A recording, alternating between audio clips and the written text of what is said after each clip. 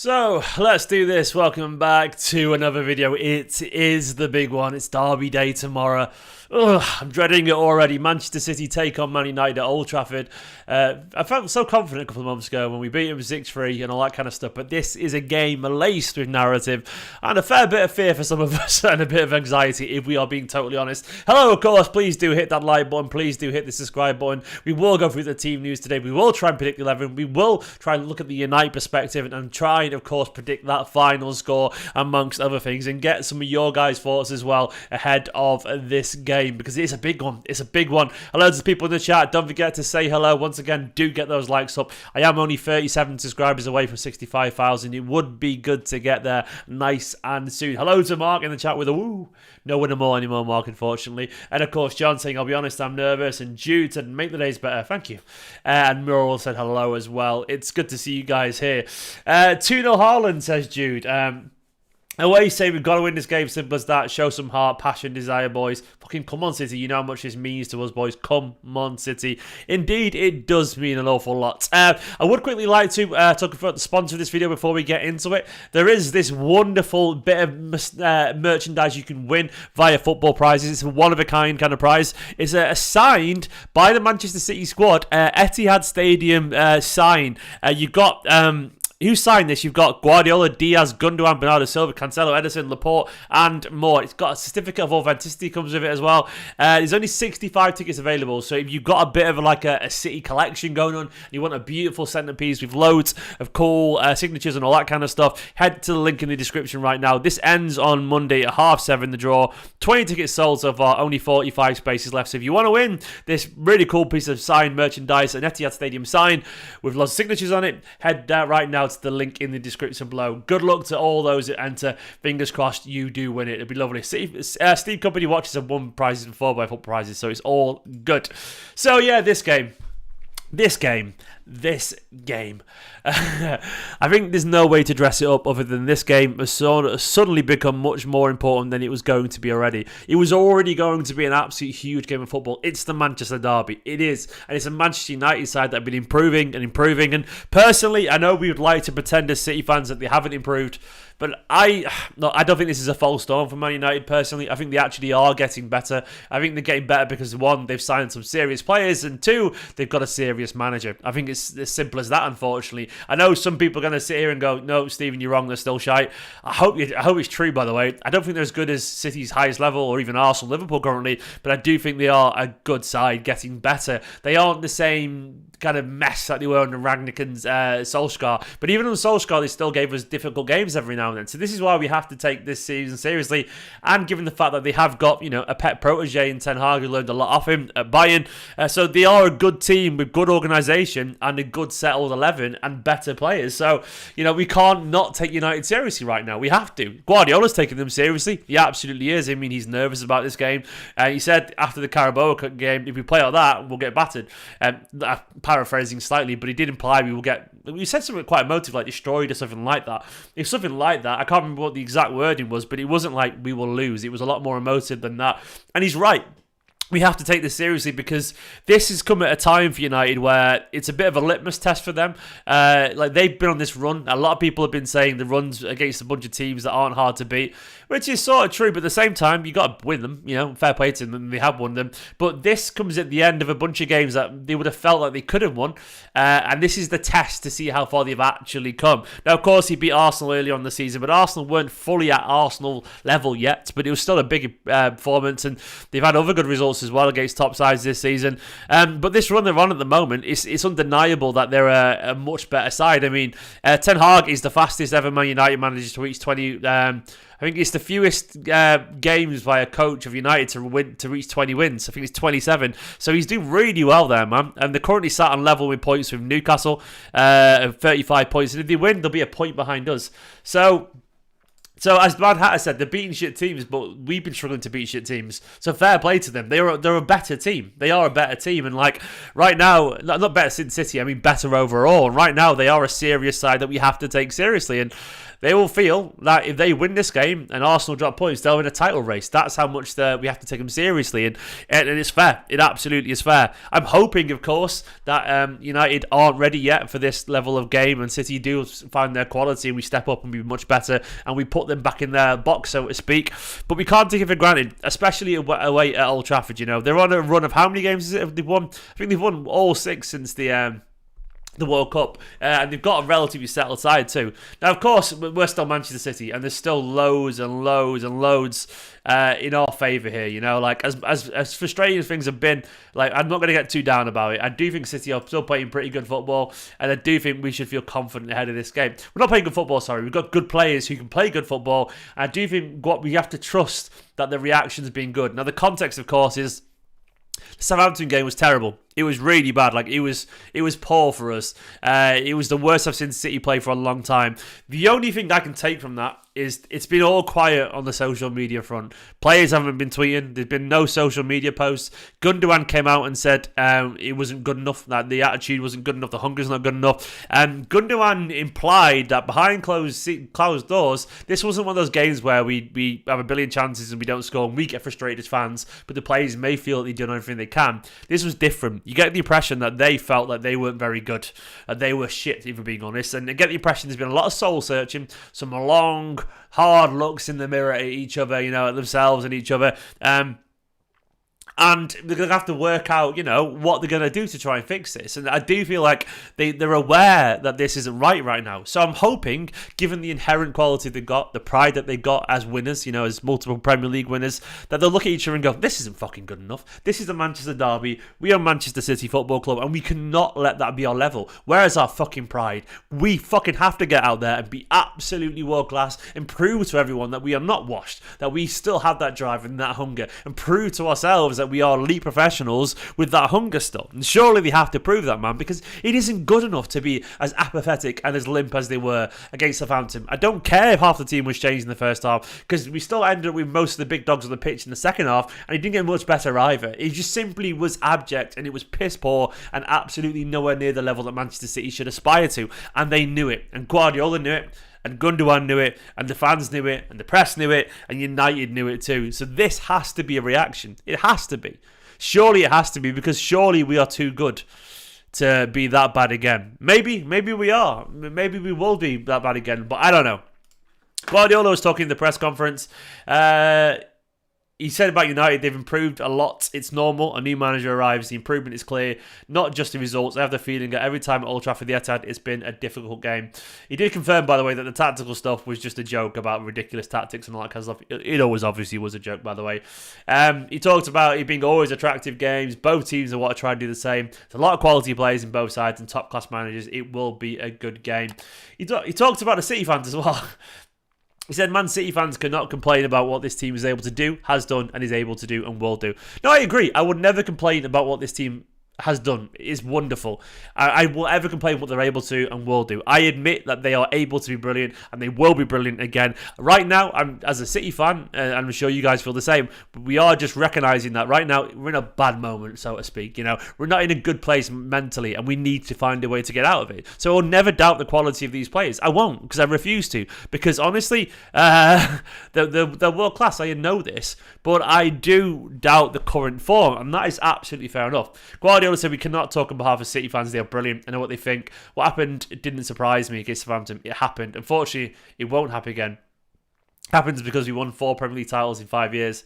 I don't know what he means by that. Unfortunately, it won't happen again. That doesn't make sense. Do you mean fortunately or unfortunately it will happen again? That doesn't make any sense. Either way, yeah, he's right. There is, 4 Premier League titles in 5 years, and maybe it's a hunger thing, maybe it's a tiredness thing, maybe it's just life does catch up to you kind of thing. Stones, of course, is the big team news, by the way. He's ruled out. No John Stones is a massive kick in the teeth. We can't deny that. John Stones is too good not to be involved, but he isn't. Yeah, maybe it's unfortunate for everyone else, Simon. I don't know. It's confusing either way. Guardiola did say he has no concerns about City's hunger and desire ahead of United. I don't know if that's true or not. I mean, because he literally counters himself by saying, I was a little concerned that it could happen. I don't know if it'll happen again. So, if he says he has no concerns, but then he was concerned it was happening. I think with that no concern thing, I think he's being polite because it's public. I don't think he wants to pull his players out that much. But I do think behind closed doors, he's a little bit less sure. I'm guessing. I could be talking bullshit, but we'll see. He said there's many games to play. Of course, it's a big week. We cannot deny it. We got Spurs. Many games to play after Southampton. I'm not worried about titles. It's to recover who we are game by game. This is what we have to do. Important games of this season, we were there. Just with the hypothetical importance against teams, the other ones, we were not there. It's normal after the results of previous seasons. We have to change it immediately. So he sounds to me like this very much... It sounds to me like it's very much a reset mentally. Like he's basically saying, look, I'm not thinking about titles now. I'm thinking about the performance entirely. We cannot think that far ahead. We have to think about the here and now. We have to think about how we're playing and recover who we are, our identity. And then after that, good things will happen. It has to be that. It has to be that. And he's right. Basically, it's back to the drawing board kind of stuff. He said he does have most of his 11 in mind already for the United game. We will see what it's going to be. He said selection is like a coin. There are players you train really bad and have to play really well. I know them, not about a single player. When 11 players don't play good, something is missing. So it has definitely been soul searching at the training ground, and good, because we need that. We do need that, don't we? We really do. United, of course, their form has been good. We'll look at their form now. They are into the semi-finals of the Carabao. They won 3-0 the other night.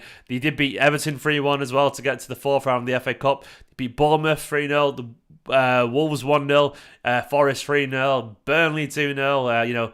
Did lose to Betis in a friendly there, but they were only friendlies. Before that, they beat Fulham and Aston Villa.